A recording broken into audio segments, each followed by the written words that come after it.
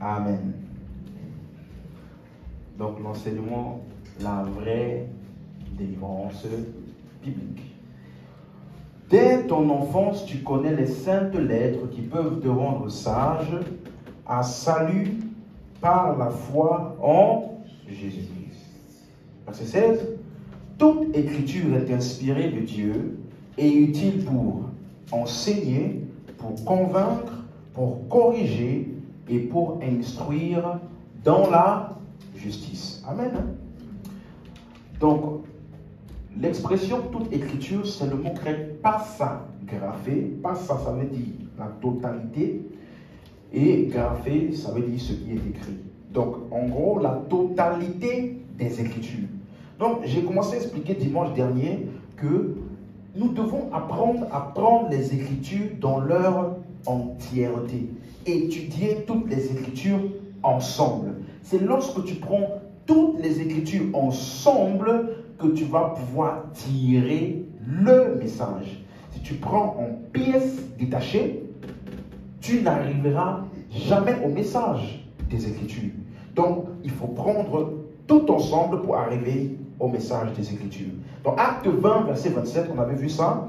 Car je vous ai annoncé tout le conseil de Dieu sans en rien cacher. Et le mot conseil, c'est le mot grec boulé qui parle du système de pensée, le plan, la décision. En d'autres termes, si tu veux obtenir ou arriver à tout le conseil de Dieu, il faut que tu sois en mesure de prendre les Écritures dans leur entièreté. Vous me suivez? Cette semaine encore, je parlais avec quelqu'un qui m'a parlé d'une chose. Et il a commencé à me parler de ce que c'était parce qu'on appelle les liens générationnels ou les liens familiaux. Et il a fait tout un exposé sur l'histoire d'Abraham. Comment est-ce que Abraham, regardez comment ça a commencé avec lui, sa famille, pardon, sa femme, elle n'a pas pu avoir un enfant rapidement. Et puis Isaac aussi, il s'est marié avec une femme et sa femme Rachel, Rebecca pardon, était aussi stérile. Elle a pris du temps pour avoir un enfant. Ensuite Jacob, il a la femme qu'il aimait, a aussi pris du temps à enfanter. Donc c'était après, ça a commencé au grand-père, ça a suivi le père, maintenant c'est le fils. Donc fais attention au combat de tes grands-pères, ça peut te suivre. Tu vois, tu ne peux prendre ces de déduction-là que lorsque tu prends les Écritures en portions. Si tu prenais les Écritures dans leur entièreté, tu allais comprendre que ça n'existe pas. Parce que l'histoire d'Abraham a déjà été interprétée pour nous. Et si tu prenais les Écritures dans leur ensemble, qu'est-ce que la Bible parle? Que ce soit dans les livres de l'Ancien Testament et les livres du Nouveau Testament, qu'est-ce qu'elle nous révèle? Par exemple, l'histoire d'Abraham. Si tu prenais juste ça, tu allais comprendre de quoi l'histoire d'Abraham parle. Quelqu'un comprend? Dans leur entièreté. C'est pour ça que quand Jésus, par exemple, il enseignait et il parlait en parabole. Quand tu dis la parabole du semeur, vous allez voir qu'il a expliqué en détail ce que la parabole voulait dire. C'est quoi la semence? C'est quoi la terre? C'est quoi? Pourquoi certains n'ont pas porté du fruit? Pourquoi d'autres ont porté du fruit? Donc quand tu sortais de cet enseignement-là, tu savais exactement ce que la parabole signifiait. Donc quand tu étudies la parole ou les Écritures, c'est un exercice de détail. Écoute bien ce que je te dis là. Ça se joue à des détails près. Quelqu'un comprend? Plusieurs fois, tu dois vraiment prêter attention aux moindres détails. Ça veut dire que si tu écoutes un enseignement, tu dois écouter avec beaucoup de minutie.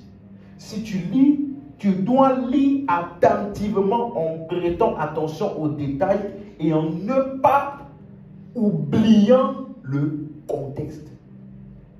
Si tu suis dit amen. Amen. Parce que dans l'étude biblique, le contexte est roi. Tu me suis? Si tu as cette règle en tête, on ne peut pas te blaguer n'importe comment. Je vais te donner un autre exemple. La personne qui parlait des liens générationnels là, voilà ce qu'il a dit. Le contexte c'est quoi? Roi. Il a dit, vous savez, quand il y a le roi Hérode qui en voulait à la vie de Jésus, n'est-ce pas? Il a décrété que tous les enfants de moins de 2 ans doivent être tués, n'est-ce pas? Et il dit donc, ça c'est ça qu'on appelle le décret de mort. Donc qu'est-ce qu'on a fait? L'ange a dit à Joseph de partir où? En Égypte. Il dit pourquoi en Égypte? Parce qu'en Égypte, c'est là-bas que les aïeuls de Jésus, les Juifs, ont été maintenus en esclavage. N'est-ce pas? Donc il fallait qu'il aille là-bas pour régler le problème générationnel. Et puis les gens crient révélation. Tu vois? Et après il dit, non, voilà pourquoi, quelques temps après, on a dit, celui qui en voulait à la vie de l'enfant est mort. Donc il est parti là-bas pour régler tout ce qui en voulait à sa vie. Voilà pourquoi après ça, il est reparti en Israël. Tu as compris ce que je viens de dire là? Hein? Donc en Égypte, là, puisque c'est là-bas que le peuple juif a été comment mis en esclavage. Et il partait régler le problème générationnel familial. Et puis quand celui qui en voulait sa vie est mort, réglé. C'est bon. Après ça, il a commencé à décréter maintenant tout ce qui en veut à ta vie, tous les sorciers, les coupes en tête, les pierres en pièces, tout ça. Tu vois? Ça c'est simplement parce que tu as oublié le contexte. Jésus n'est parti en Égypte pour préserver sa vie. C'est ce que la Bible dit. On n'a mentionné nulle part. C'était pour régler un problème générationnel. Et celui qui en voulait à sa vie, c'était qui? Hérode. Il était où? En Israël. Pas en Égypte. Tu comprends? Le contexte est quoi? Donc, quand on a fait par exemple la série ou le séminaire La Croix a tout changé, vous avez vu que j'ai expliqué, par exemple, que Lucifer, ce n'est pas le nom de Satan. Hein? Qu'il n'y a pas eu une guerre quelque part là au ciel avant la création. N'est-ce pas? Parce qu'on a juste lu et compris que ce que Satan désirait, ce n'était pas le trône de Dieu. Donc, et que quand tu lis les Écritures de leur entièreté, quand on dit par exemple la bénédiction d'Abraham, tu ne penses pas aux voitures. Hein? Tu ne penses pas à la richesse des Juifs. Quelqu'un dit, les Juifs sont riches, pourquoi? Parce qu'il y a une bénédiction qui les accompagne. On appelle ça la bénédiction d'Abraham. Si tu comprends les Écritures dans leur entièreté, tu vas savoir que la bénédiction d'Abraham, c'est la justification par la foi. Dis Amen. Donc, il faut vraiment prêter attention aux détails. Quelqu'un suit? Je me rappelle, il y a un moment là, une époque de ma vie où on donnait certains enseignements. Est-ce que tu as déjà entendu les enseignements qu'on donne sur Opération Push? Hein? Tu pries, en anglais c'est Push, P-U-S-H. Voilà. Prie jusqu'à ce que quelque chose se passe. Donc on vient là, on prie, jusqu'à ce que quelque chose se passe. Et sur quoi on s'appuie pour faire ça? La parabole du juge inique. La parabole du juge inique, tu vois? Il y a une veuve qui est venue pour réclamer son droit à un juge. Et on dit, parce que tu n'arrêtes pas de m'importuner, voici, je te fais justice. Et toi maintenant tu viens. Vous devez importuner Dieu afin qu'il vous fasse justice. Juge unique là. On dit que c'est un juge qui ne craignait point Dieu et qui n'avait égard pour personne. À quel moment tu l'as représenté, tu l'as pris pour représenter Dieu? Et quelqu'un d'autre va dire, non mais c'est le diable. À quel moment le diable était juge? Tu vois? On appelle ça parabole. Ça veut dire que l'histoire là n'a jamais existé. Ça veut dire que l'histoire là est simplement une histoire. Pas pour que tu ailles maintenant. Non, ça la juge là, je pense que c'est une manière. Non!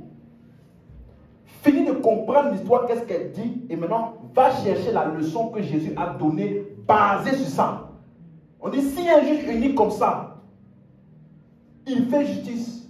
À combien plus forte raison Dieu fera-t-il pas promptement justice à ceux qui crient à lui jour et nuit? En parlant de quoi? Ce que Christ allait faire. C'est fini. Il n'y a plus rien d'autre. Hein? Ça, c'est ça là que vient de dire là. C'est cette petite leçon. Toi, tu vas écrire un livre entier. En fait, unique là, ça veut dire ça. En fait, importuné là, ça veut dire comme si. Non. Quelqu'un comprend? Donc voilà pourquoi aujourd'hui, Vendredi dernier, j'ai parlé de quoi? Logos et Rema, vous vous rappelez? Donc, comme la série là n'est pas trop longue, d'accord? Je fais souvent des petits apartés comme ça, où je veux parler de quelques sujets qui sont souvent un peu délicats, pour essayer d'ouvrir notre intelligence. Parce que c'est des choses que, pour que vous puissiez comprendre, pendant que je compose souvent les messages, j'ai un texte que je veux prendre comme exemple. Mais en cours, l'Esprit de Dieu me met à cœur d'étendre dessus. Comprenez? Donc aujourd'hui, je vais parler, par exemple, avant de rentrer dans le thème de la délivrance, c'est la même chose quand les gens disent, la femme ne peut pas prêcher. Tu as déjà entendu ça? Moi, j'ai déjà entendu ça. Et j'ai avancé ou évolué dans une église dans laquelle les femmes prêchaient. Tu suis? Mais, les raisons qu'on donne souvent là ne tiennent pas. Demande quelqu'un qui a vraiment la parole. Tu suis? Oui, vous êtes encore au niveau de est-ce que la femme prêche? Ça, c'est des débats inutiles. Frère, si tu savais le nombre de personnes qui étaient cadenassées, bloquées à cause de certains versets, que les gens qui disent vous êtes d'accord à ce niveau-là, ils ne savent pas expliquer. Non, mais c'était à une époque. À une époque. Voilà pourquoi Paul avait dit ça, c'est parce que c'était à une époque. Donc tout ce que Paul a dit dans 1 Corinthiens 14 là, c'était pas à une époque. Juste ça, c'était pour cette époque-là. Hein? Tout est chapitre. Tu prends un verset, tu dis, c'était pour une époque. Tout le reste là, ça nous concerne. Sauf l'autre là, c'était pour une époque. Tu vois que c'est parce que tu ne sais pas expliquer. Tu vois un peu? Donc quand quelqu'un te dit, la femme ne peut pas prêcher, il va te donner des versets. Et si tu ne sais pas ce que les versets là veulent dire, tu vas commencer à bégayer. Ah oui, en fait, ah ouais. Mais je pense que tu n'as pas la révélation, donc là que tu ne... Donc on va rentrer dans ça là. 1 Corinthiens 14, verset 34. 1 Corinthiens 14, verset 34. On va lire ensemble. Hein? Donc là, je veux votre attention à tous. Tu as déjà vu ce verset là? Est-ce qu'on peut lire ensemble? 1, 2, 3, go. Que... Attends. On reprend. Attends. On reprend. Que les femmes se taisent dans les assemblées. Il y a une femme ici? Pourquoi tu répètes? On a dit que les femmes fassent quoi? Donc je dis que les femmes se... Donc tu utilises ta bouche pour parler, pour dire que les femmes se taisent. Vous voyez non? Que les femmes se taisent dans les assemblées. Car il ne leur est pas permis d'y parler. Mais qu'elles soient soumises selon ce que le dit la loi. Verset 35. Si elle veut s'instruire sur quelque chose, qu'elle interroge leur mari à la maison. Car, on peut répéter ça la suite ensemble, car il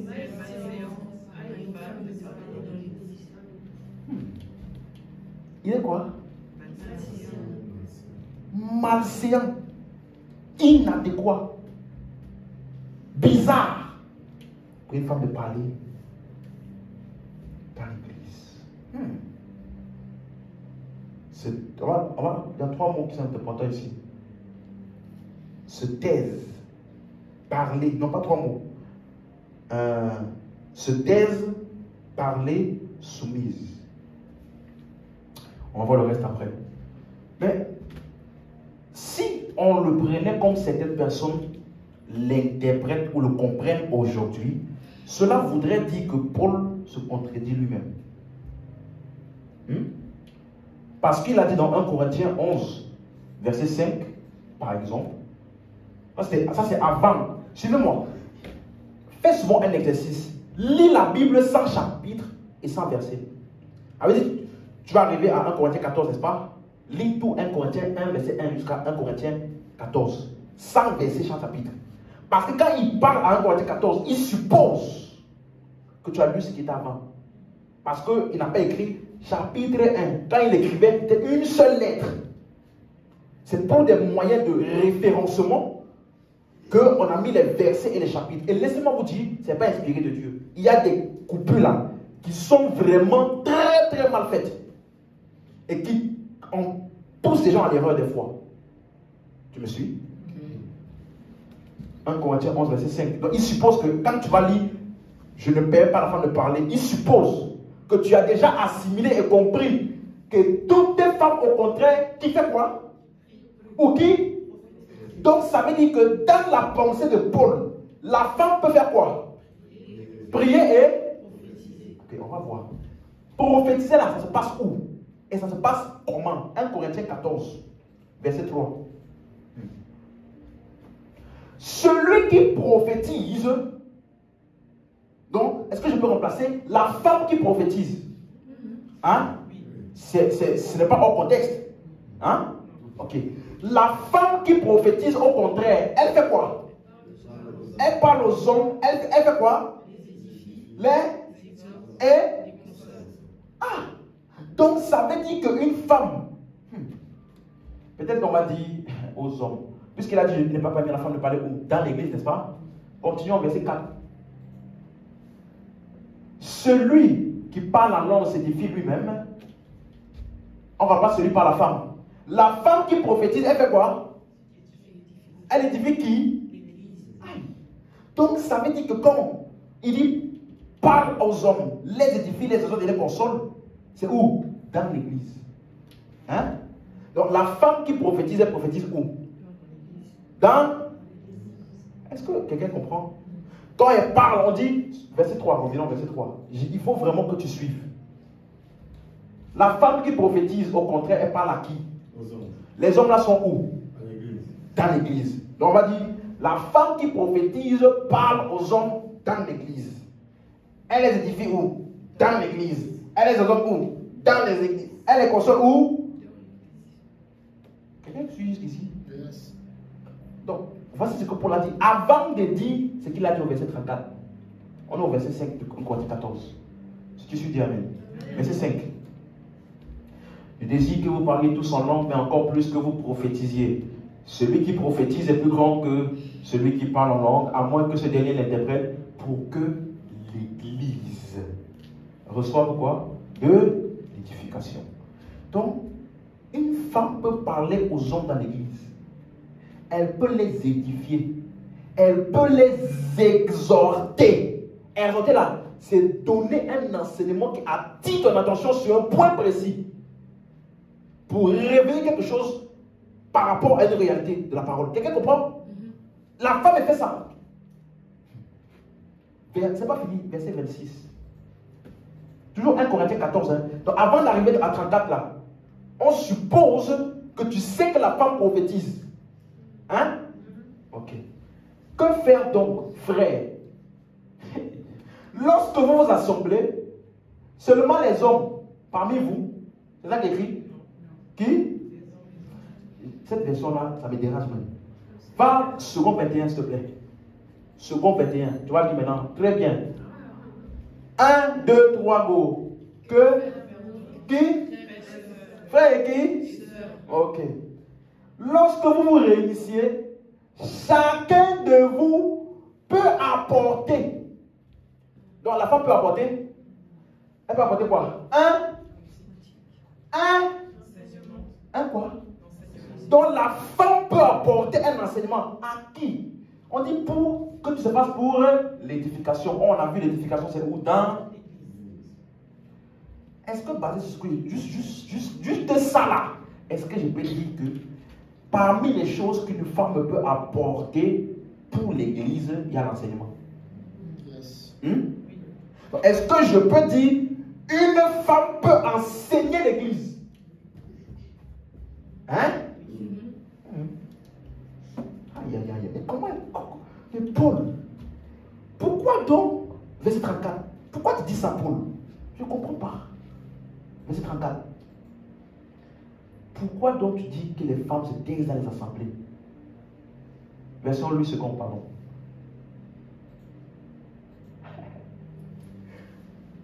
Que quoi? Que les? Dans les? Maintenant, est-ce que avec juste ce que je viens de te dire avant là, et ce que tu lis ici, il pourrait y avoir contradiction, n'est-ce pas? Oui. Où? Dans ta tête. Pas dans la Bible. Parce que ça veut certainement dire que Paul est en train de dire quelque chose qu'on ne saisit pas. Quelqu'un suit ça? si tu vois ça comme une contradiction ici, ça veut dire qu'il y a quelque chose qu'il est en train de dire, mais qu'on ne saisit pas. Voilà pourquoi, dans toute doctrine biblique, pour comprendre une vérité, il faut toujours chercher des évidences de la même chose dans d'autres textes. Au moins 2 ou 3 textes. Par exemple, 2 Corinthiens 13, verset 1.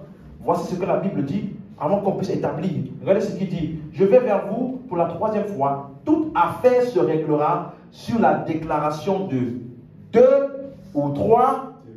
Donc, pour établir une vérité, parce que ça, c'est tiré de nombre 35, verset 30.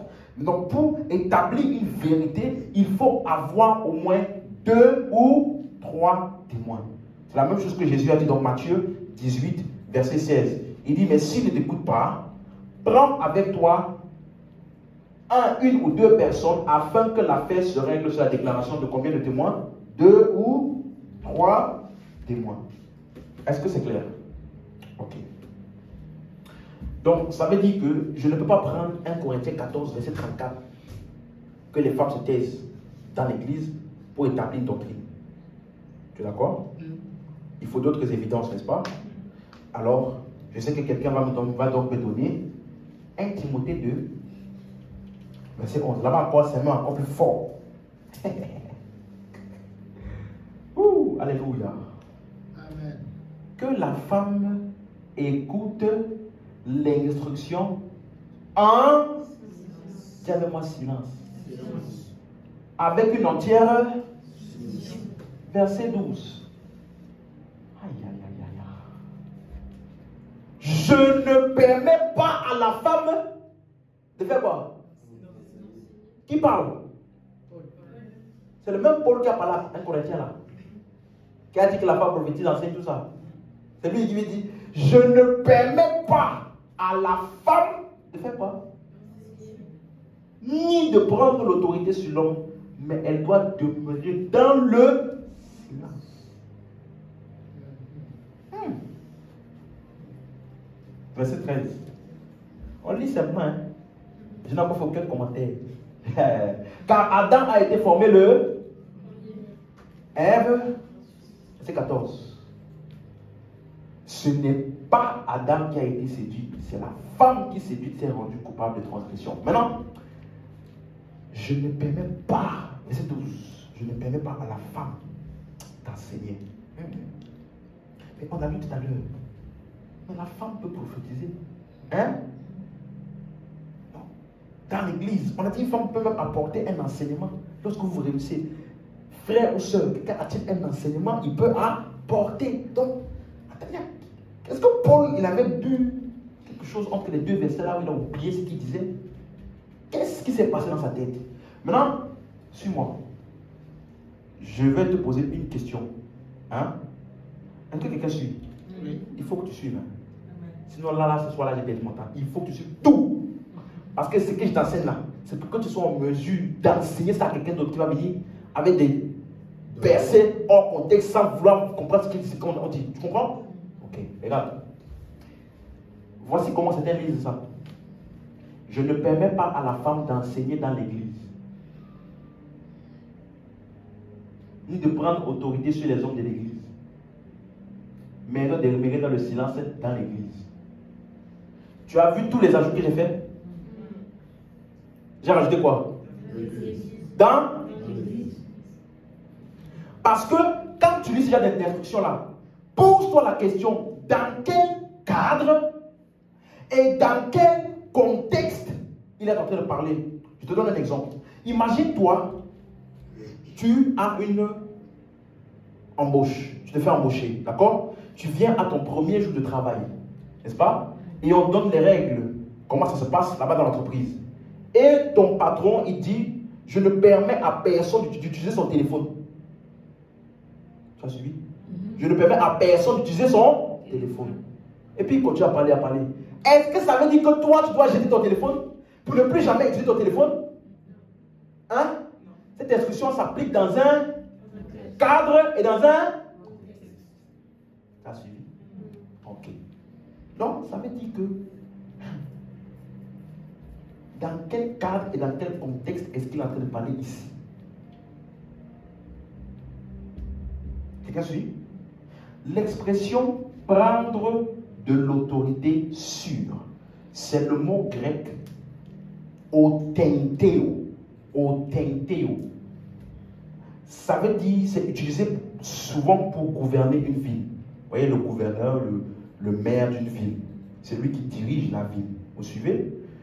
C'est utilisé aussi pour les rois. Et ça veut dire gouverner, exercer une domination.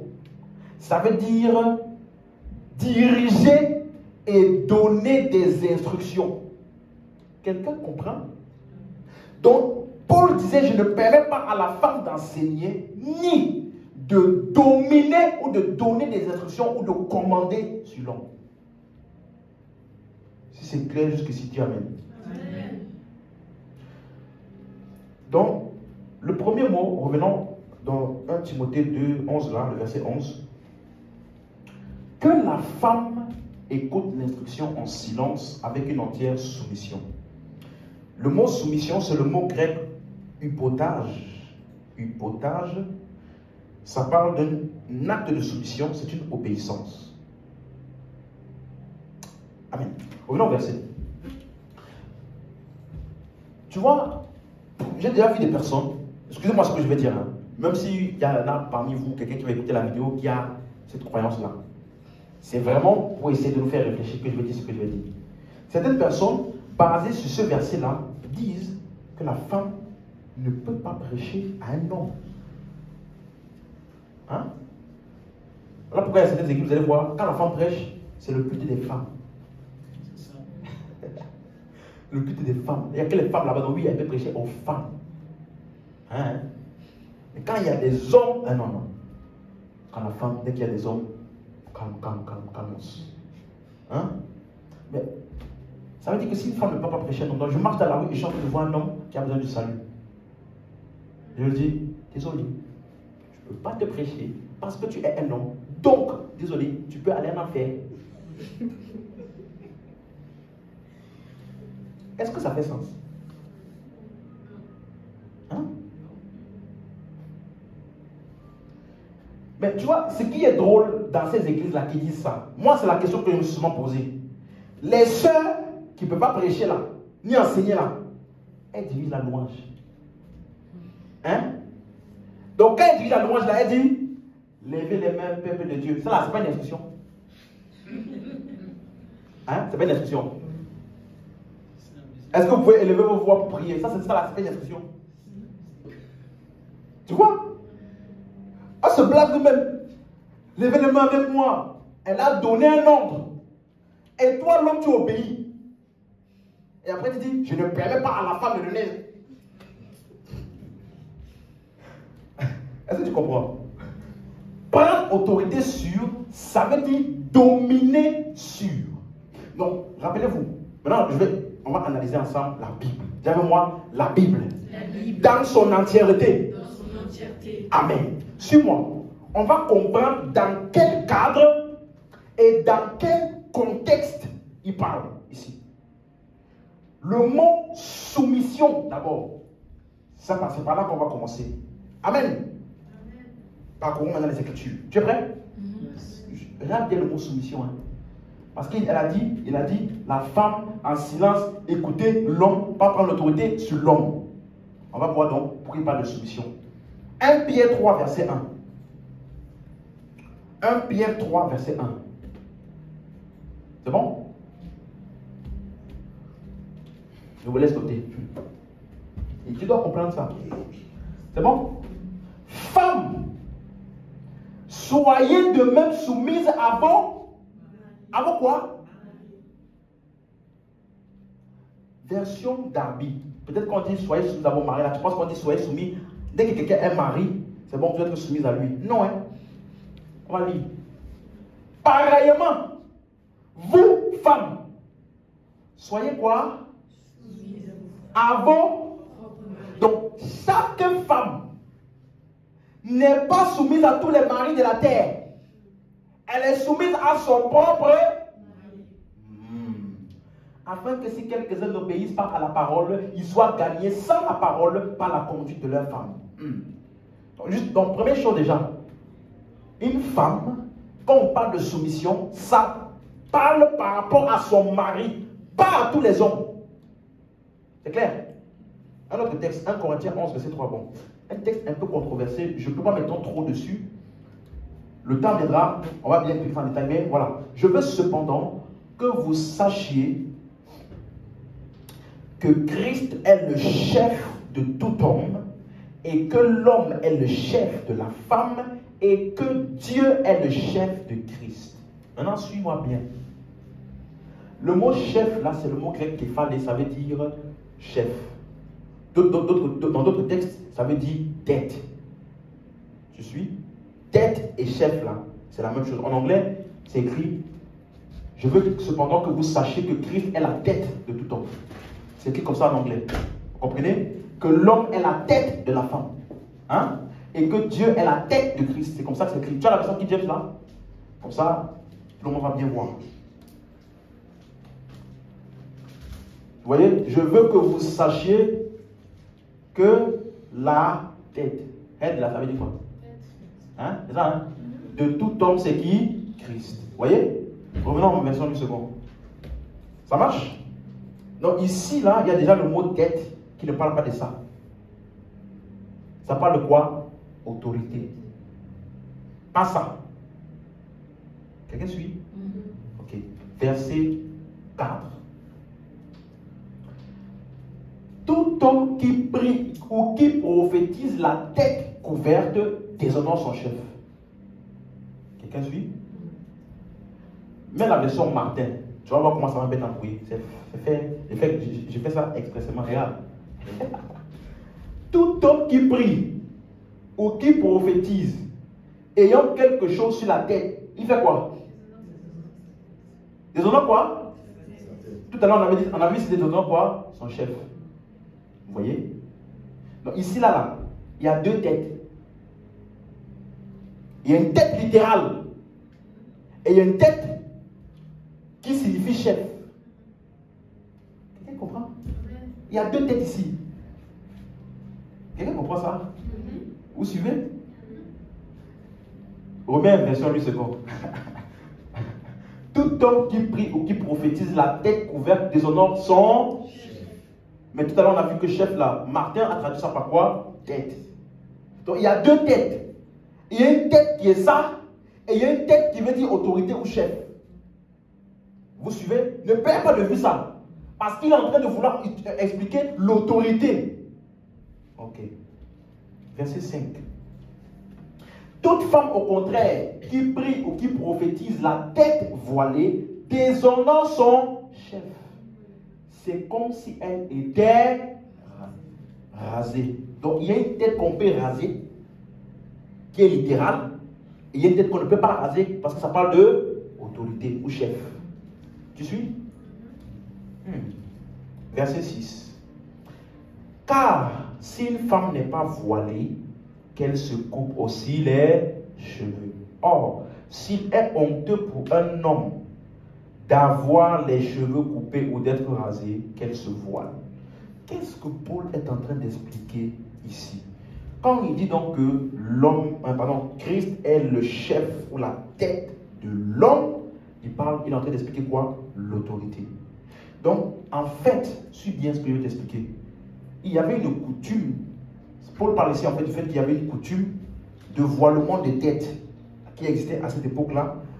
Dans cette ville-là, le voilement de la tête montrait que la femme était soumise à son mari.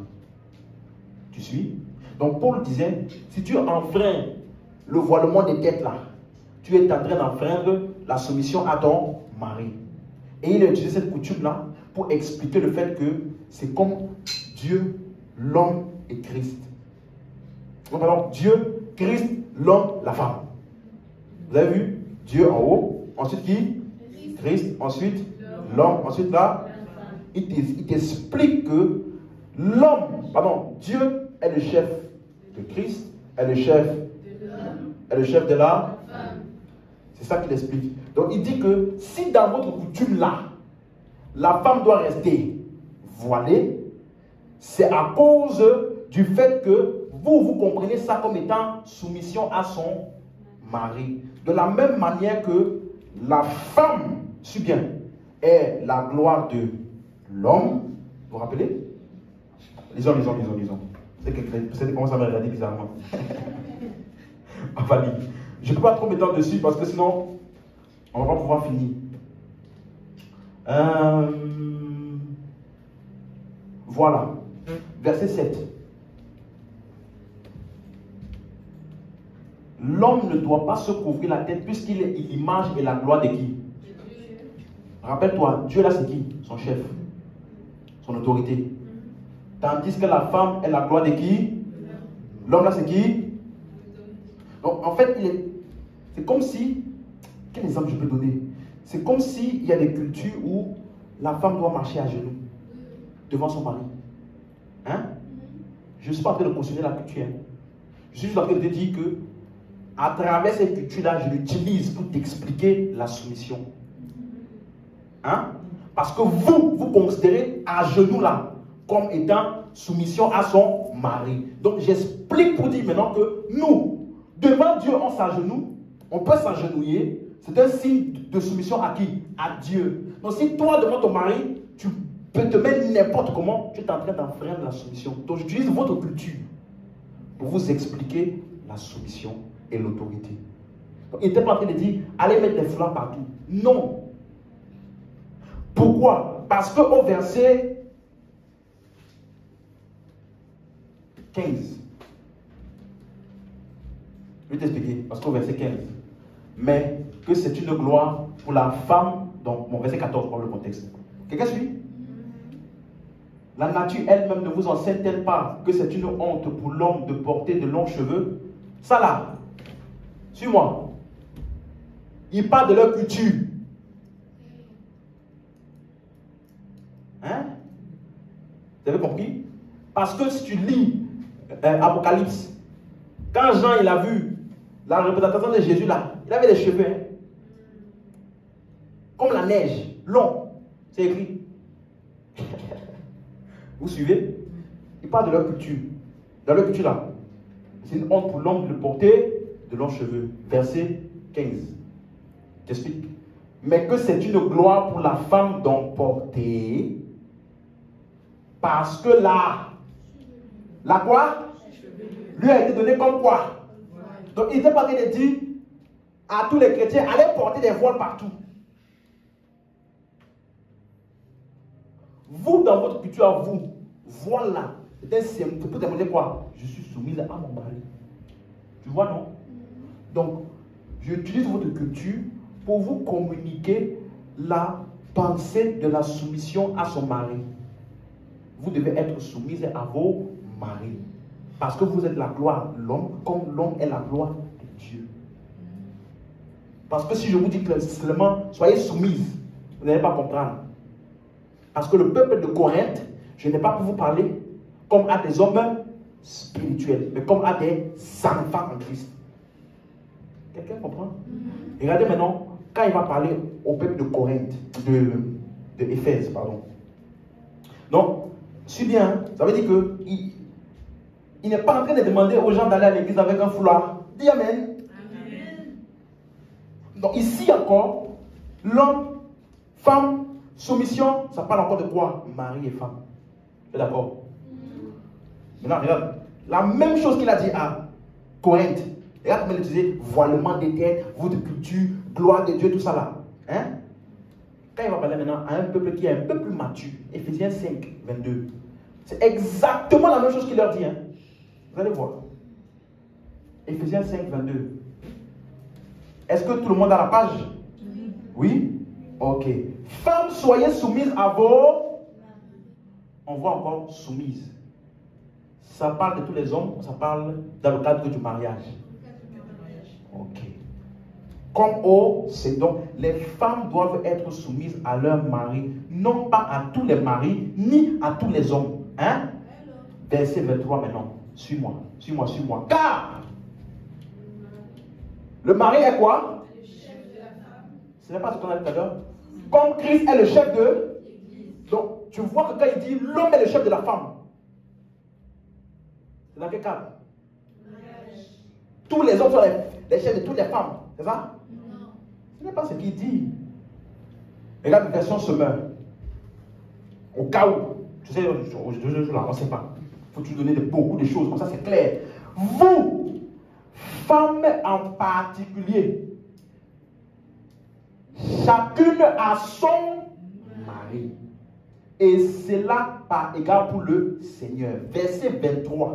Aïe, aïe, aïe, aïe. Le mari, en effet, est le chef de toutes les femmes. De qui? Ah. Comme Christ est le chef, la tête de l'église, vous avez vu, chef de tête là, c'est là. Donc, est-ce que tu comprends que lorsqu'il dit l'homme est le chef de la femme, il parle dans le cadre du mariage. L'homme n'est pas le chef de toutes les femmes. Il est le chef de ça. Il est le chef de ça. Ça veut dire que si tu n'es pas marié, tu es le chef de personne. Il faut dire amen. Amen, hein? Ok. Il ne faut pas venir à l'église là, oh, moi je suis un homme, moi je suis un homme. Frère, tu es marié ou célibataire? Frère, tu es homme, oui. Tu es chef de qui? Personne. Dis amen à ça. Revenons juste seconde. Verset 24. Or, de même que l'église est soumise à Christ, les femmes aussi doivent l'être à leur mari. Est-ce que vous voyez que soumis là, c'est toujours dans quel cadre? Quand on dit qu'une femme soumise à un homme, c'est dans quel cadre? Vous avez compris? L'homme est le chef de la femme. Ou femme, soyez soumise à l'homme. C'est dans quel cadre? Ce n'est pas généraliste. C'est dans le cadre d'un homme et d'une femme dans le mariage. Ça veut dire que l'homme n'applique ça que vis-à-vis de sa femme et la femme n'applique ça que vis-à-vis de son mari. Est-ce que c'est clair jusqu'ici? Si tu suis toujours, donne-moi un bon amen. Amen. Mais alors, pasteur, hors mariage, parce que Paul, lui, mari, femme, tout ça là, mais hors mariage, c'est-à-dire qu'entre un homme et une femme qui ne sont pas mariés, qui sont des simples frères et sœurs, qui est soumis à qui alors? On ne peut pas généraliser ça, non. Le même chapitre là, verset 20. Rappelez-vous, on suppose que tu as lu les versets d'avant, pour ne pas que tu implantes quelque chose là, que ce n'est pas ce qu'il voulait dire. Rendez continuellement grâce pour toutes choses à Dieu le Père, au nom de notre Seigneur Jésus. Bon, le mot pour n'est pas bien traduit. Ok, c'est le mot grec Huper, H-U-P-E-R. Ça veut dire au-delà de, au-dessus de, au-delà, H-U-P-E-R. Ça, reviens au verset. Ça veut dire au-delà de. Ça veut dire que au-delà de tout ce par quoi tu passes, rends continuellement grâce à Dieu. Tu suis? Pourquoi il est en train d'enseigner? Si tu reviens au verset 18, 19, 20, il est en train d'enseigner sur quoi? Remplis de l'esprit. Soyez remplis de l'esprit. Entretenez-vous par des hymnes, des psaumes, des cantiques spirituels, faisant des mélodies et célébrons Dieu dans votre cœur. Il t'explique, tu veux rester rempli de l'esprit, bannis les murmures. Tu comprends? C'est ce qu'il est en train d'expliquer. Donc maintenant, verset 21. Vous quoi? Vous soumettons qui? Les hommes avec les femmes. Hein? Dans la crainte de? Ça veut dire qu'entre frères et sœurs, nous nous soumettons. Tu as compris? Il a dit ça ici au verset 21. Regarde le verset 22. Femmes, soyez soumises à qui? Donc, il avait déjà fini l'histoire des frères et sœurs là. Tu comprends? Tu ne peux pas venir ici pour dire maintenant, tu dois te soumis à moi, je suis un homme. Non, ça veut dire que tu es malhonnête, tu n'as pas lu le verset d'avant.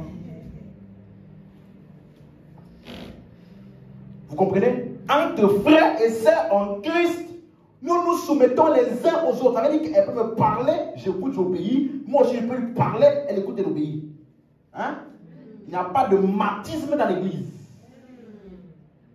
Ah, moi, c'est un homme, quand je parle, ma femme, là, c'était, hey, tu t'es trompé dans quoi?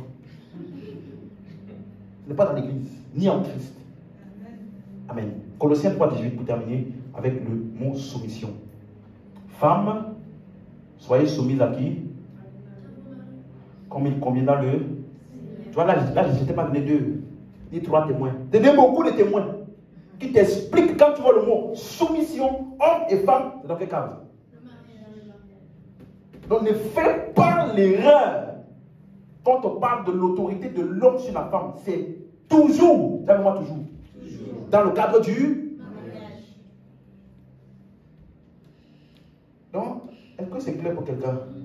Maintenant, 1 Corinthiens 7 va maintenant clarifier tout. Amen. Hein? Amen. 1 Corinthiens 7 là, c'est avant 1 Corinthiens 14. Hein? Donc, Paul suppose que tu avais aussi lu ça. Regarde, verset 32. Or, je voudrais que vous fussiez sans inquiétude. Suis-moi, suis-moi. Celui qui n'est pas marié s'inquiète des choses du Seigneur, des moyens de plaire au Seigneur. Dis Amen. Amen. Mais pasteur, je ne comprends pas ce qui m'arrive. Je n'ai pas encore trouvé l'homme. Je ne sais pas quoi faire. Celui qui n'est pas marié, il s'inquiète de quoi? Des choses du. Donc si tu es trop préoccupé là, c'est parce que tu ne t'occupes pas des choses du. Si tu t'occupais des choses du Seigneur, tu ne serais pas dans l'inquiétude. Je voudrais que vous fussiez sans. Donc, comment faire pour être sans inquiétude quand on est célibataire? On s'inquiète. Laisse-moi te donner le. Il y en a qui ne veulent pas répondre là. Laisse-moi te donner la traduction du mot s'inquiéter. Ici là. Celui qui n'est pas marié s'inquiète. Le mot s'inquiète là, ça veut dire s'occuper de. Être conduit par. Avoir pleinement à cœur. Donc ça veut dire que ma préoccupation, c'est seulement le Seigneur. Tu suis? C'est pour celui qui n'est pas marié. Donc ici, il ne parle pas à tout le monde. N'est-ce pas? Il parle à qui? Celui qui n'est pas marié. Maintenant, il va faire une distinction que je veux que tu puisses attentivement regarder. Verset 34. Suis bien ceci. Il y a de même donne-moi une différence. Entre la et la. Mais la vierge, là, ce n'est pas une femme. Pourquoi il dit qu'il y a une différence entre la femme et la vierge? Ça veut dire que dans le langage de Paul, quand il dit la femme, ça parle d'un type spécifique de femme. Et quand il dit la vierge, c'est un type spécifique de femme. On va voir de qui est-ce qu'il appelle la femme et qui est-ce qu'il appelle la vierge. Celle qui n'est pas mariée s'inquiète des choses du Seigneur, afin d'être sainte de corps et de. Donc, est-ce que celle qui n'est pas mariée, c'est ça qu'il appelle la vierge? Oui. Hein? Oui. Hein? Oui. Ok. Et celle qui est mariée, ou alors la femme, s'inquiète des choses du, des moyens de plaire à son mari. On n'a pas dit celle qui est mariée, elle fait jeu de prière toute la nuit. Hein? Elle s'inquiète des choses de quoi? Du quoi? Pour plaire à son. C'est dans la Bible, hein? Au cas où. Donc si toi tu viens à l'église, tu dis, moi je suis trop spirituel. Non, non, non, non. Depuis que j'ai rencontré Jésus, ton mari vient. Ça va chez. Fire! Pas me toucher. Mon corps est temple du Saint-Esprit. Oui! Temple du Saint-Esprit qui doit s'occuper des choses du monde pour plaire à son mari. Ça n'enlève pas temple du Saint-Esprit. C'est pas mon enseignement, il ne faut pas nous faire entrer dans ce genre de choses là. Donc, celle qui n'est pas mariée, Paul l'appelle comment? Celle qui est mariée, Paul l'appelle comment? Donc, Paul fait une distinction. Donc, quand il donne des instructions, ne prends pas ces instructions et tu associes à tous. Si tu fais ça, tu vas faire une grave erreur. Ça, c'est un des textes les plus clairs qui montre quand Paul parle à deux audiences différenciées qui sont ensemble. Tu comprends? Donc quand il dit tout ce qu'il dit concernant la femme et son mari, c'est dans le cadre du mariage. Ce ne sont pas des instructions générales pour toutes les femmes. Mais il y a une chose, suis-moi bien maintenant. Si tu regardes ce qu'il dit maintenant là, tu as loupé tout l'enseignement. Suis-moi. Il y a une chose que j'avoue qui porte plusieurs à confusion. Et ce n'est pas toujours la faute des personnes qui comprennent comme ça. Parce que dans la Bible, suis-moi, en grec, il y a un seul mot grec, gune, G-U-N-E, qui est utilisé pour la femme, l'épouse, la demoiselle. C'est le même mot grec. Donc, c'est le... Parce que, même en français, c'est la même chose. Quand tu dis la femme, et quand tu dis ma femme, ce n'est pas la même chose. Hein? J'ai vu une femme, et j'ai vu ma femme. C'est le même mot, hein? Femme. Mais c'est pour spécifier deux situations différentes. Tu comprends? Donc, c'est la même chose en grec. C'est le mot gouné. Donc, ça veut dire que, si bien, si le traducteur n'est pas attentif, au moment de traduire, il va simplement mettre le mot femme. Mais je pense que s'ils auraient remplacé femme par épouse, il n'y aurait pas eu de confusion. Tu comprends? Je pense qu'il n'y aurait pas eu toutes ces confusions qu'on a aujourd'hui. Parce que, jusqu'à maintenant, s'il disait, il y a de même une différence entre l'épouse et la vierge. Là, tu n'as plus de confusion. Tu sais si tu es épouse ou pas. Tu sais. Hein? Tu ne peux pas te confondre sur ça. Quelqu'un comprend ça? Donc, maintenant, tu vas faire l'exercice avec moi. À chaque fois que tu vas voir le mot soumission, tu vas remplacer femme par quoi? Parce que c'est dans le cadre du mariage. Tu es d'accord? Tout le monde est d'accord avec moi? Oui. Ok. Donc, ça veut dire que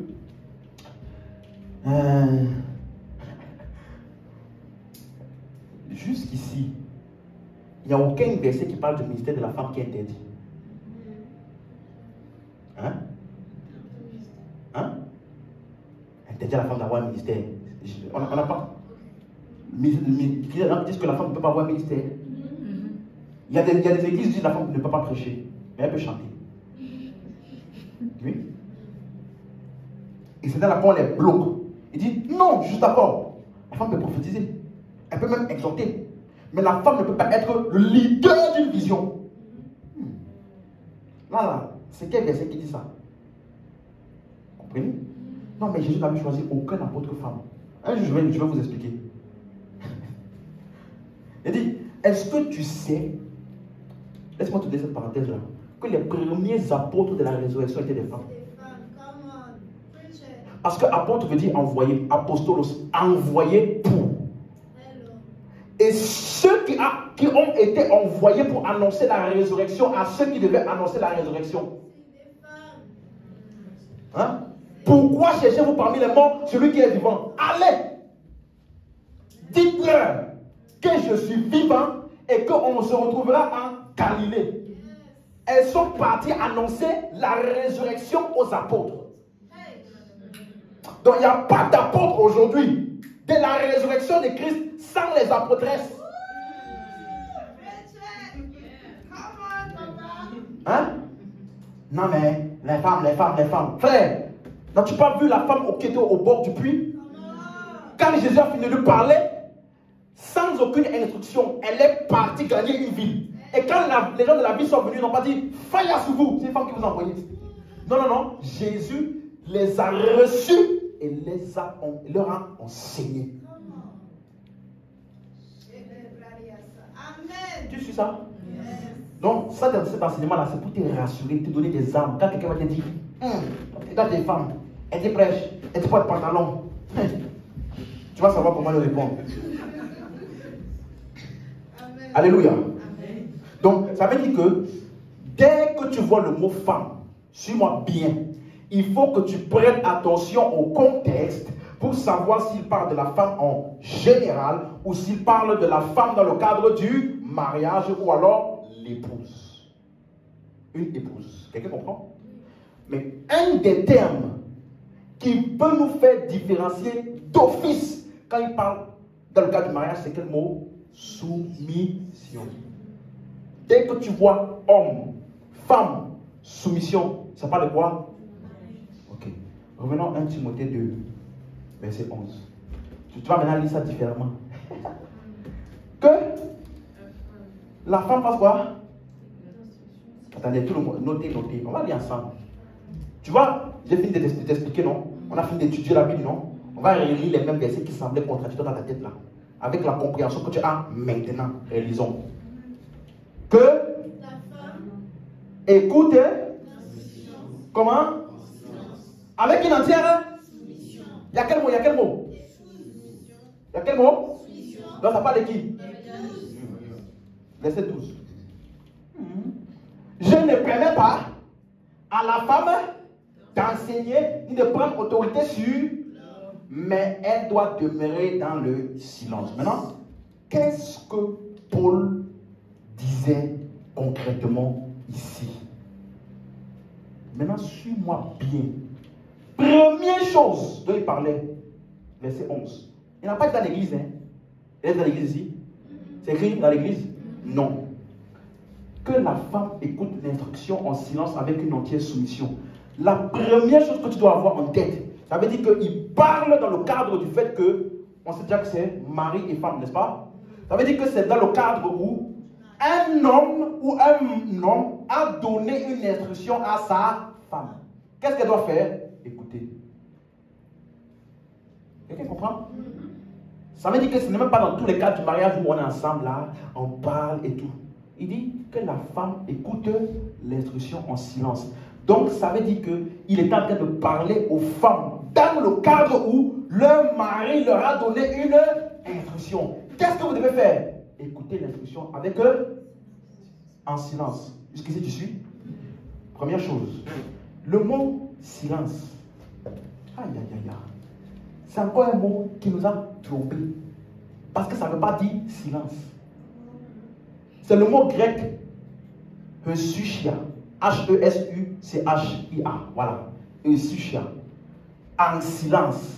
Ça veut dire tranquillement, paisiblement, dans un esprit de paix.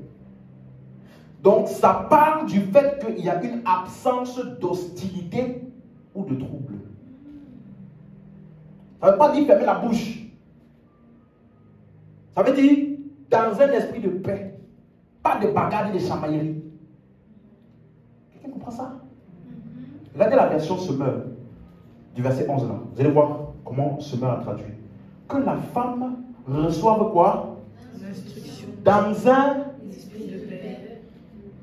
Elle dit, ne viens pas la bagarre. Ne viens pas chercher les problèmes. On t'a donné l'instruction, écoute simplement dans la paix. Pas de l'instruction, tu fermes la bouche. Mais tu peux fermer la bouche et avoir un esprit de... Et comment? Donc, version seconde 21, il dit la même chose.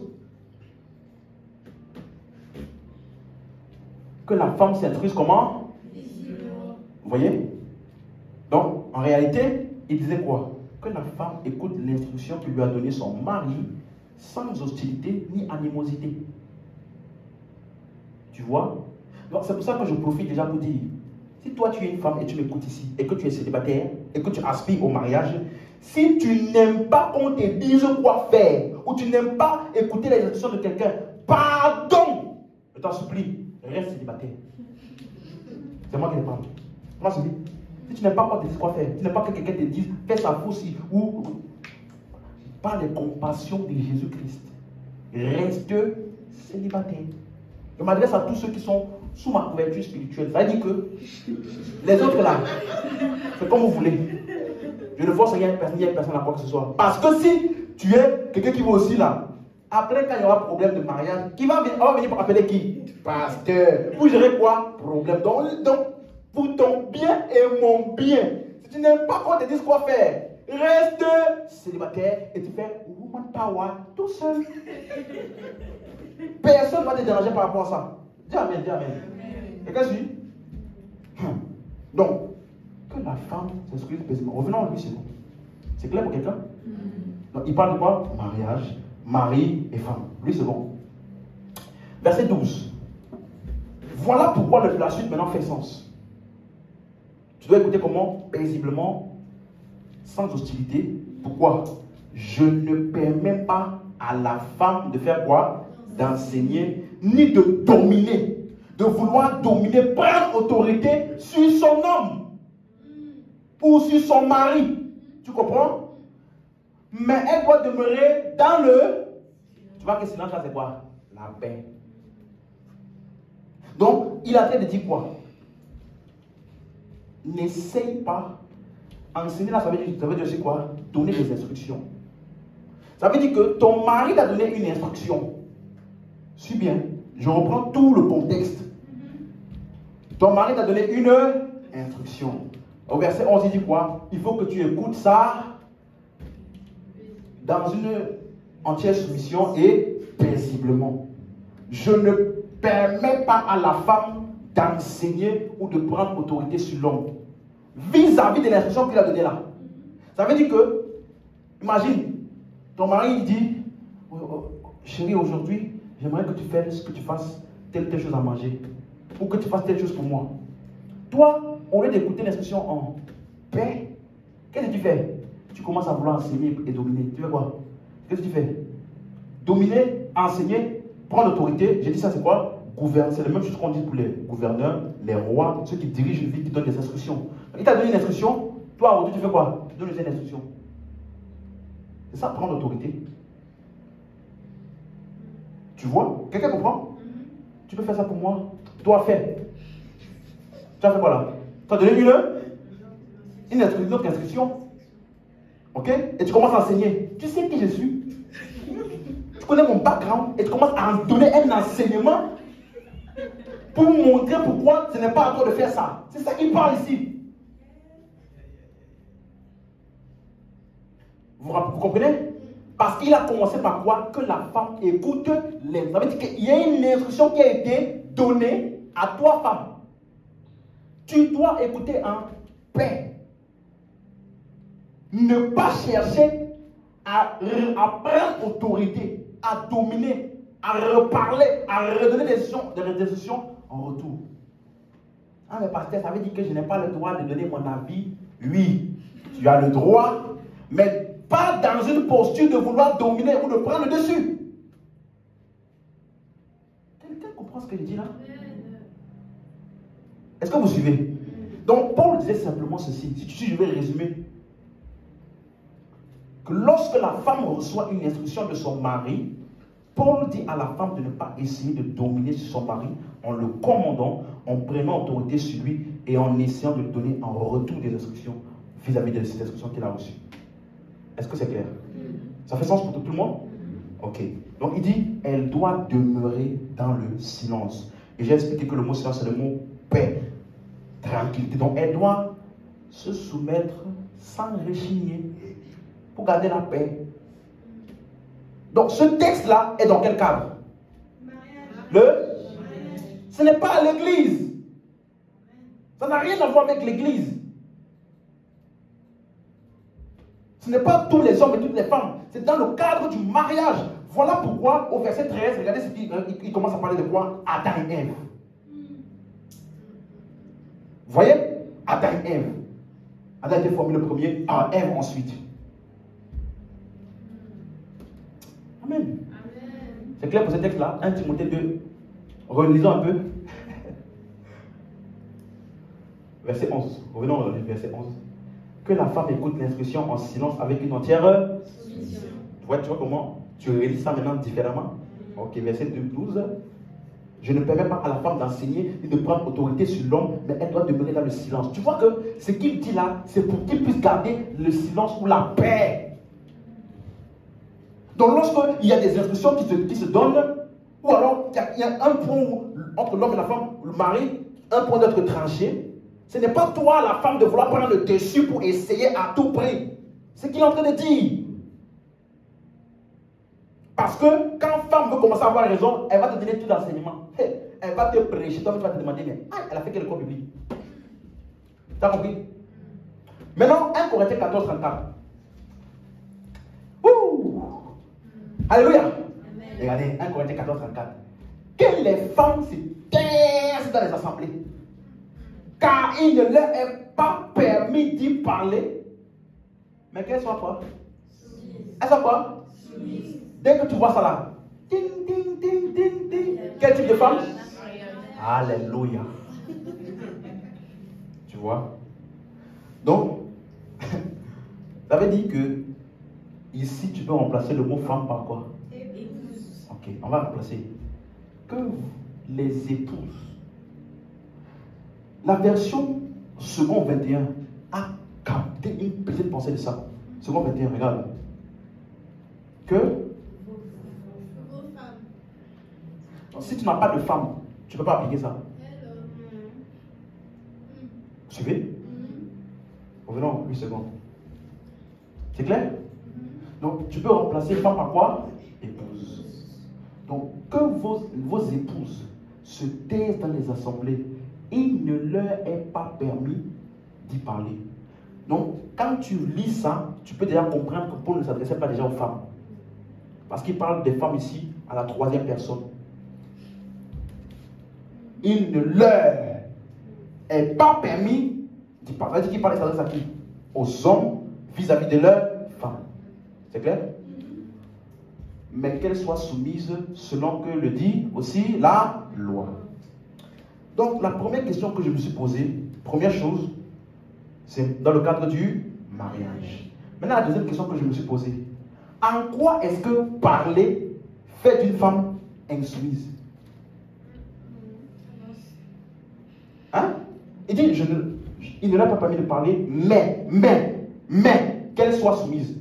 Comme si parler là veut dire quoi? Être. Depuis quand parler veut dire. Depuis quand? Tu vois que ça veut dire qu'il ne parle pas seulement d'ouvrir la bouche pour parler. Il parle de quelque chose de spécifique qu'une femme dit ou qu'elle fait. Vous suivez? Qui est synonyme d'insoumission.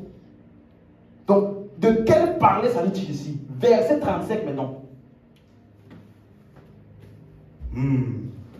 Si elles veulent faire quoi? Sur. C'est pas juste parler. Si elles veulent s'instruire sur quelque chose, qu'elles interrogent qui? Donc, tu vois que si tu n'es pas marié, tu vas interroger qui? Tu vois qu'il parle dans quel cadre? C'est clair pour quelqu'un? Parce que si tu n'as pas de mariage, tu vas interroger qui? Tu ne peux pas appliquer ça. Qu'elles interrogent leur mari à la maison. Donc, parler ici, ça veut dire qu'il y a l'église, l'enseignement est en cours, les choses se passent à l'église, et toi, au lieu d'écouter et de suivre ce qui se passe, tu commences. Il a dit quoi? Qu'est-ce qui se passe? Il a parlé de soumission, mais la semaine passée, il avait enseigné ça. Ça veut dire quoi déjà? Pas s'aggraver, ça veut dire quoi? Voilà ce qu'elle faisait. Elles essaient de s'instruire à un moment où ce n'est pas permis. Quelqu'un comprend? Si elles veulent s'instruire sur quelque chose, ce n'est pas juste parler. Ça veut dire que c'est chercher à s'instruire à un moment où ce n'est pas le cas. Donc qu'est-ce qu'il faut faire? Attendre à la maison. Parce que quand tu parles comme ça, tu parles comme quelqu'un qui est insoumise. Tu fais honte à ton mari.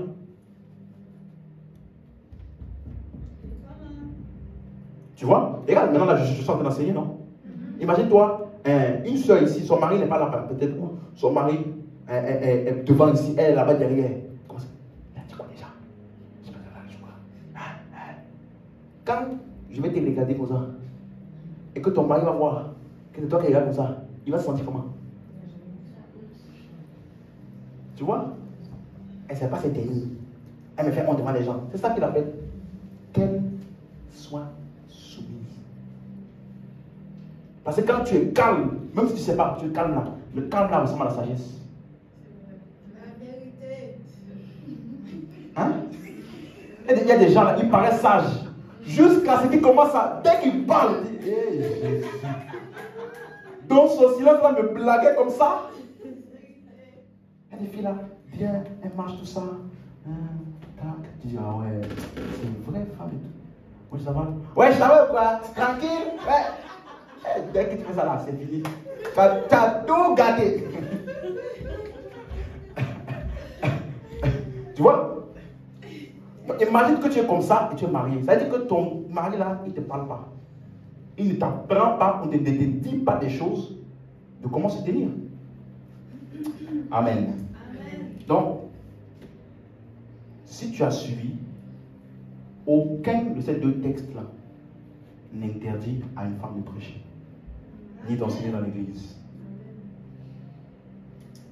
Tu es d'accord? Ça interdit une femme d'enseigner là? Tu vois? Parce que si c'est la femme qui est en train d'enseigner, elle ne cherche pas à s'instruire. Donc elle n'a pas à faire sa bouche, ni à se taire. Puisque c'est elle qui instruit. Donc on ne peut pas appliquer ça sur elle. Pire encore si elle est célibataire. Là c'est fichu.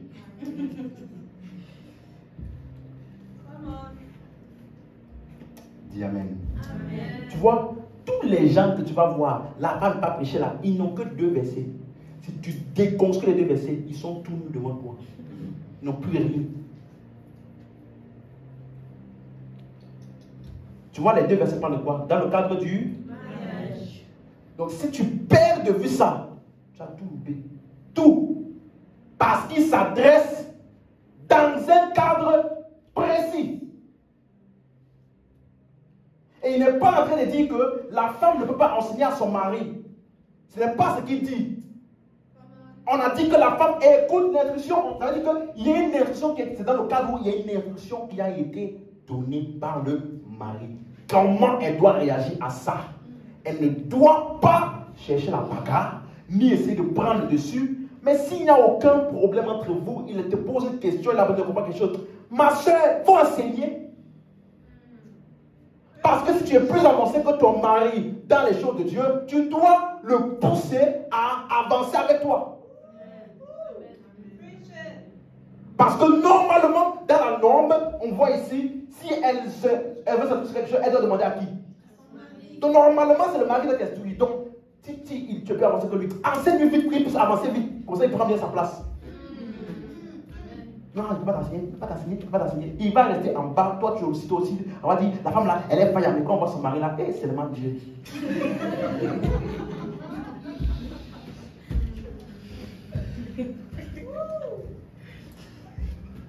Amen. Est-ce que c'est clair ce sujet-là? C'est bon? Bon, maintenant, au moins tu as une vidéo. Quelqu'un t'est fatigué, tu dis, prends le lien. Tu l'envoies. Parce qu'il faut simplement être malhonnête pour ignorer ce que j'ai dit là.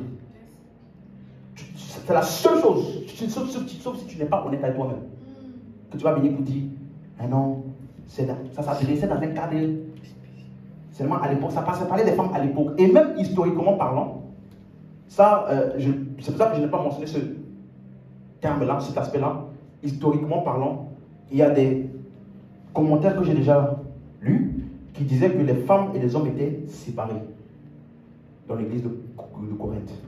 Vous voyez, parce que c'était une époque où il y avait une déesse là qui commençait à adorer les femmes. Donc, du coup, on séparait les hommes et les femmes. Les hommes étaient un peu plus devant, les femmes étaient un peu plus derrière. Vous suivez? Donc, des fois, si elle ne comprend pas, elle commence à poser des questions, elle commence à parler, elle commence à essayer de... Qu'est-ce qu'elle a dit? Qu'est-ce que ça veut dire? C'est pas quoi? Vous voyez? Donc, c'est dans ce cadre-là qu'il a dit ça. Mais je n'ai pas avancé cet argument-là. Parce que je n'ai pas de preuve biblique. Tu as compris? Je n'ai pas de preuve biblique. Moi, je m'arrête sur la Bible. On va dire que tu prends ta Bible, tu prends ma Bible là. On va voir si ce n'est pas vrai. Parce que la femme que tu dis qu'elle ne peut pas parler là, elle peut prophétiser. Elle peut prier. Et prophétiser là, c'est beaucoup comme ça. Enseignement, exhortation, édification, consoler. Tu vas faire ça comment la bouche fermée? Quelqu'un m'a suivi? Donc, moi, je fais la part des choses. Il y a des choses que je sais. Quelqu'un m'a fait des bails, moi, tu vas venir là, entrer dans les émotions, on commence à dire, non, historiquement, on n'est pas dans historiquement là, pour l'instant. Bible. Amen. Et donc, tu vois pourquoi je dis, il faut prêter attention aux détails. Il dit, un seul mot comme soumission fait toute la différence. Détail. Détail près. C'est comme ceux qui lisent, regarde Matthieu 18, 19. Aïe, aïe, aïe. Je vous dis encore que si 2 d'entre vous s'accordent sur la terre pour demander une chose quelconque, elle leur sera accordée par mon Père qui est dans les cieux. N'est-ce pas? Verset 20. Car là où 2 ou 3 sont assemblés en mon nom, je suis au milieu d'eux. Je sais qu'on utilise souvent ce verset, n'est-ce pas? Là où 2 ou 3 sont assemblés, je suis au milieu d'eux.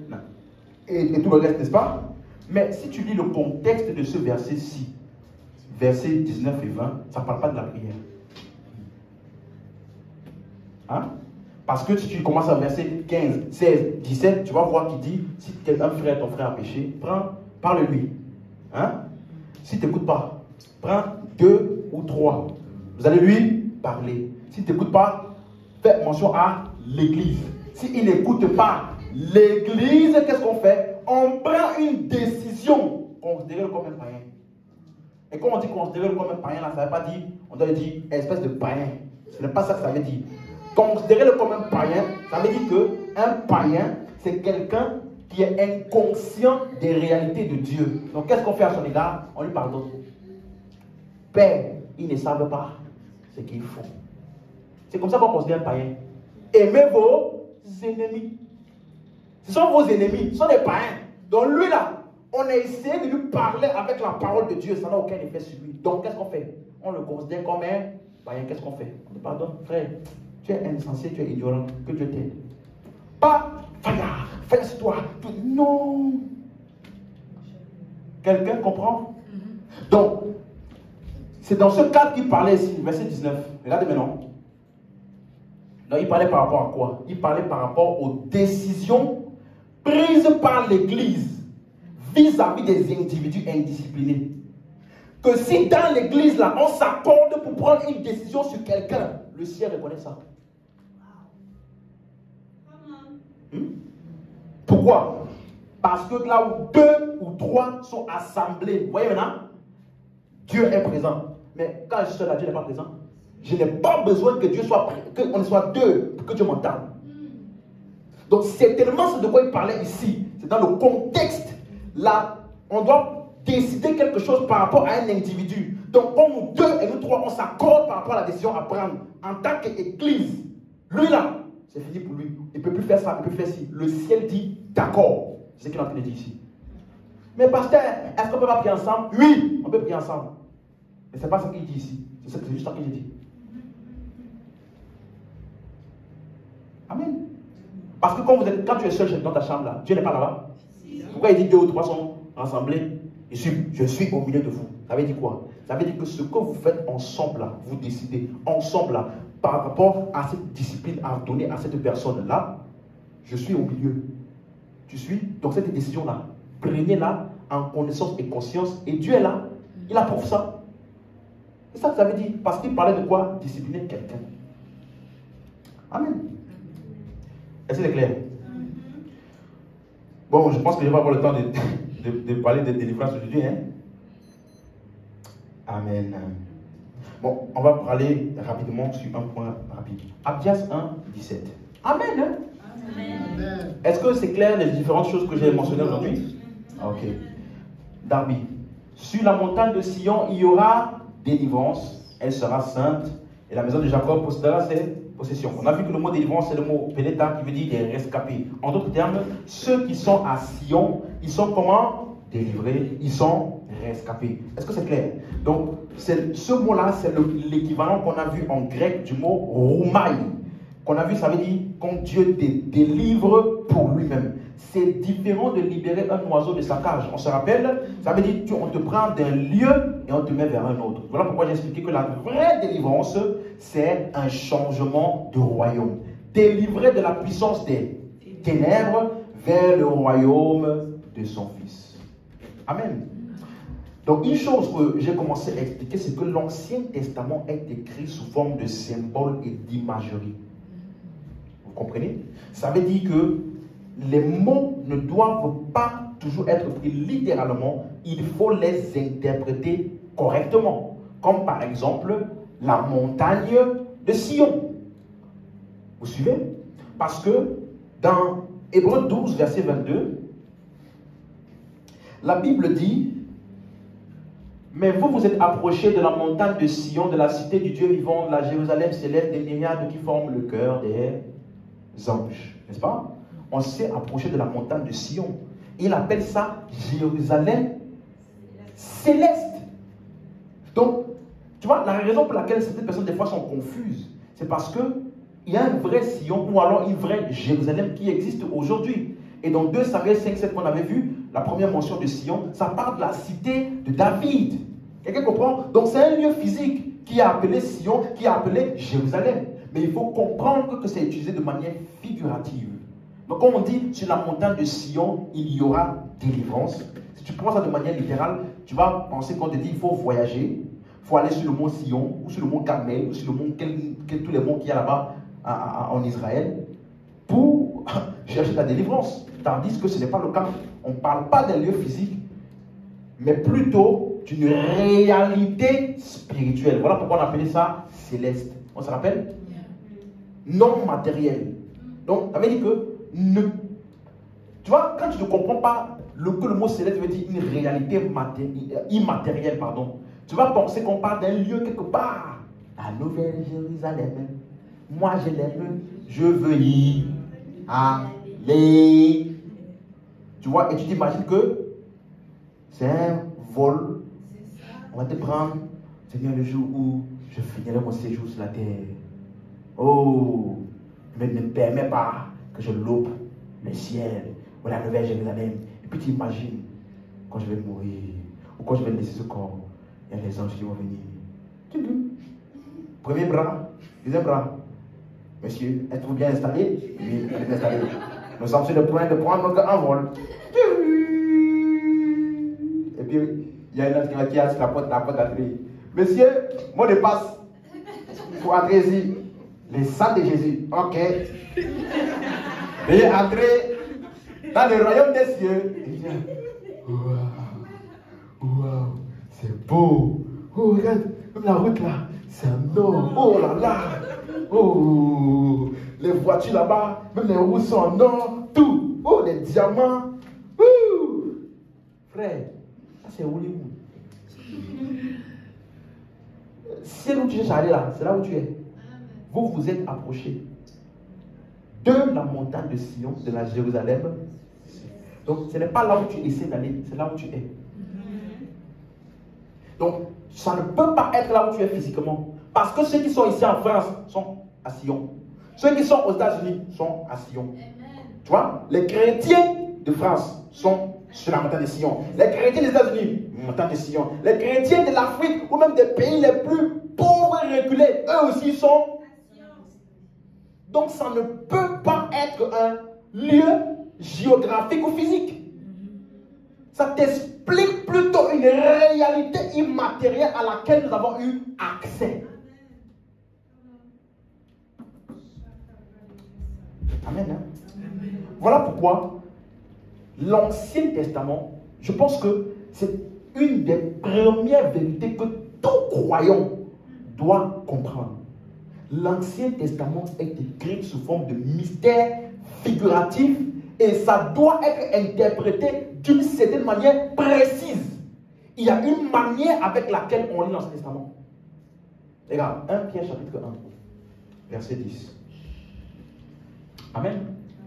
Regardez ce qu'il dit. Les prophètes qui ont prophétisé touchant la grâce qui vous était réservée ont fait de ce salut. Donc les prophètes là, ils ont prophétisé concernant quoi? La grâce qui vous était réservée. La grâce là c'est quoi? Le salut. L'objet de leurs recherches et de leurs investigations, verset 11, voulant sonder l'époque et les circonstances marquées par l'Esprit de Christ qui était en eux et qui attestait d'avance les souffrances de Christ et la gloire dont elles seraient suivies. Donc ça veut dire que l'esprit qui les saisissait au moment où ils prophétisaient, l'esprit attestait quoi? Les souffrances de Christ et la gloire dont elles seraient. Donc si tu lis tous ces livres-là, sors tous les mystères que tu veux. Si ce que tu as sorti comme mystère ne parle pas des souffrances de Christ et de la gloire qui s'ensuit, tu as mal lu.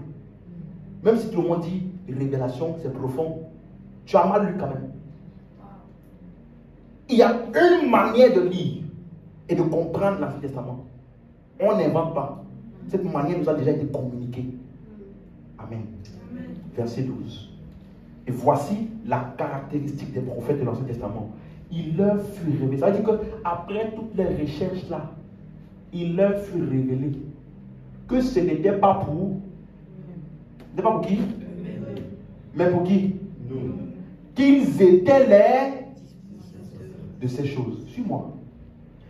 il est en train de dire que la seule mission des prophètes était de dire, pas de comprendre. Dispensateur d'eux. Donc, il leur a été accordé de dire ces choses, mais pas de les comprendre. Comprendre, c'est qui? Nous. Donc, voilà pourquoi on appelle ça mystère. Mystère veut dire secret ouvert. Vous vous rappelez quand j'ai parlé de code de police? Ça veut dire c'est devant tes yeux. Hein? Tu connais tous les mots employés, tu connais tous les chiffres, tu connais. Mais tu ne sais pas ce que ça veut dire. Donc, ça veut dire que, comme Jésus a dit, pourquoi ne parles-tu en parabole? Jésus a dit, c'est parce qu'il vous a été donné de connaître les mystères du royaume de Dieu. Donc, ça veut dire que ce que Jésus appelle le mystère du royaume de Dieu, c'est quoi? L'Ancien Testament. Les écrits de l'Ancien Testament. Il appelle ça quoi? Mystère. Donc, le mystère là est sous forme de parole. La révélation est aussi sous forme de... Donc, mystère, ça veut dire quoi? Ça veut simplement dire que ça a été dit, mais non compris. Donc, quand Abdias disait, suis-moi, sur la montagne de Sion, il y aura délivrance, il ne comprenait pas tout ce que ça impliquait. Lui, on ne comprenait pas.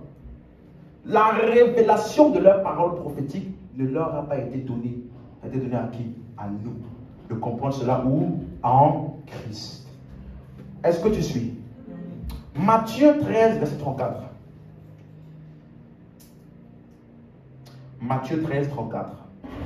Jésus dit à la foule, toutes ces choses, comment? En parabole. Et il ne lui parlait point sans parabole. J'avais déjà expliqué ici une fois que le mot parabole, c'est le mot grec parabolé. Ça veut dire jeter à côté. Ça veut dire utiliser une illustration figurative. Verset 35. Afin que s'accomplisse ce qui avait été annoncé par le prophète. J'ouvrirai ma bouche en parabole. Je publierai les choses cachées depuis sa création. Suis-moi. Si tu comprends ce verset-là, tu vas comprendre les paraboles de Jésus. Le prophète avait déjà prophétisé que quand Jésus devait venir là, il devait ouvrir sa bouche en quoi? Et que les paraboles qu'il devait dire là, c'était pour publier ou pour annoncer ou pour dire quoi? Les choses depuis la création. Donc ça veut dire les choses cachées ici, ça parle de quoi toujours? Les mystères. Ancien Testament. Donc les paraboles de Jésus essayent aussi d'expliquer l'Ancien Testament en utilisant des exemples de la vie. Le royaume des cieux est semblable à un champ. Il a fait la même chose. Il essaye d'expliquer les mêmes vérités qui étaient sous forme de mystère en disant maintenant cette fois des paraboles. On dit les choses cachées depuis la création du monde. Donc il y avait des choses gardées secrètes. Le mot caché là, chose cachée, c'est le mot grec krypto. C'est utilisé pour quelque chose qui est gardé, scellé. Tu comprends? Donc il y avait des choses qui étaient gardées secrètes depuis la création du monde. Et c'est ça que Jésus a dit toujours dans Matthieu 13 là, verset 17. Alléluia. Amen. Je vous le dis en vérité, beaucoup de prophètes et de justes ont désiré faire quoi? Voir ce que vous... Ils ont désiré faire quoi? Voir. Ok. Et ne l'ont pas vu. Entendre ce que vous... Et ne l'ont pas. Est-ce que tu as vu là-bas, ils ont désiré parler? Non. Parce qu'ils ont parlé. Beaucoup de prophètes ont désiré parler? Non. Parce qu'ils ont parlé. Mais ils n'ont pas. Donc, ils ont parlé, ils n'ont ni vu ni entendu la compréhension du mystère dans ce qu'eux ils disaient. C'est ça que la Bible dit maintenant dans 1 Corinthiens 2, verset 10. Mais les choses que l'œil n'a, que l'oreille n'a point. Verset 9. Donc, est-ce que tu es d'accord avec moi? Ça là, ça ne va pas parler des projets. Tu sais, le plan, c'est que Dieu a préparé pour toi. L'œil n'a point vu ça. Non. Le futur mari qui vient dans ta vie là, l'œil n'a pas vu. Si ton futur mari, l'œil n'a point vu, il faut avoir peur. C'est que j'ai des maris qui l'œil n'a point vu. Comme il est écrit, ce sont des choses que l'œil n'a point vu, que l'oreille n'a point entendu, et qui ne sont point montées au cœur de l'homme. Des choses que Dieu a préparées pour ceux qui aiment. Verset 10 maintenant. Est-ce que tu es d'accord qu'il n'a pas dit des choses que la bouche n'a pas parlé? Vous voyez qu'à chaque fois, ce n'est pas une erreur. Hein? Dieu nous les révélera par l'esprit. Hein? Donc c'est déjà? Donc quand il disait nous, est-ce que tu étais là? Ok, on voit ce qu'il dit là. Le nous, donc Dieu nous les a. Est-ce que quand il parlait ça là, est-ce que tu étais là? Non. Donc le nous là, c'est pas toi et moi. C'est qui? Les apôtres. Ils ont eu la révélation du mystère. Et ils ont écrit. Et vous et moi, en les lisant, vous aussi vous pouvez comprendre. Donc, la révélation a déjà été écrite. Donc, quelles sont donc les choses que l'œil n'a point vues? Verset 7. Mais qui a déjà été révélé là? Voici ça ici. Nous prêchons quoi? La sagesse de Dieu. Qui est comment? Mystérieuse et cachée. Que Dieu, avant les siècles, avait destiné pour notre gloire. Donc, tu vois que ce qu'on a vu tout à l'heure dans Matthieu 13, là, afin que ça accomplisse ce que le prophète avait dit, j'ouvrirai ma bouche en parabole, je publierai les choses cachées. C'est la même chose. Et ça, il appelle ça ici quoi? La sagesse de Dieu. Dans le mystère là, c'est quoi? Les choses que l'un n'a pas vues, c'est quoi? La sagesse de Dieu. C'est ça qui était caché. Mais quelqu'un me demandait, mais c'est quoi? Le mot sagesse, c'est le mot grec sophia, qui veut dire connaissance, intelligence, perspicacité. Certains disent, verset 30, Christ aime pour nous sagesse. C'est par lui, vous êtes en Jésus-Christ, lequel de par Dieu a été fait pour nous quoi? Sagesse. Certains disent, mais si Jésus est fait pour nous pour sagesse, pourquoi Jacques, si quelqu'un manque de sagesse? J'ai écouté un homme de Dieu qui disait, Christ est notre sagesse. Ça c'est pour les matures. Quand tu as un bébé spirituel là, tu demandes la sagesse. Mais quand tu as compris que tu es en Christ, tu ne demandes pas la sagesse. Christ est ta sagesse. Il dit c'est juste une question d'interprétation. Parce que c'est que lui il appelle sagesse ici. Verset 24.